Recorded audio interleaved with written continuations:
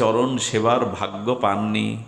বৃন্দাবনে যে ব্রহ্মা ধূলিকণা হওয়ার জন্য তপস্যা করেও পাননি, গোবিন্দের চরণ বুকে ধরা কেন, গোবিন্দের চরণে একটা প্রণামের সুযোগও তেমন পাননি। তার চরণকে স্পর্শ করার মতো সেই ব্রহ্মা কেঁদে কেঁদে গোবিন্দকে বলেছিল, প্রভু আগামী প্রেম বিতরণ লীলায়, আগামী আগামী করুণা লীলায়, প্রেম বিতরণ লীলায় যখন তুমি যাবে, এই ব্রহ্মাকে নিচকলে যে কোনোভাবে তোমার লীলায় একটু সুযোগ দিও, যাতে তোমার চরণটা পেতে পারি।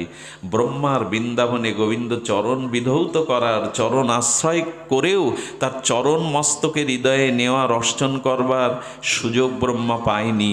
কিন্তু গৌর অবতারে, রাধাকৃষ্ণ মিলিত কারুণ্য প্রেমঘন অবতারে তিনি কি করেছিলেন, ওই ব্রহ্মাকেই হরিদাস রূপে নিয়ে এলেন। আর হরিদাস কি করল, হৃদয়ে ধরিব তোমার ওরাঙ্গ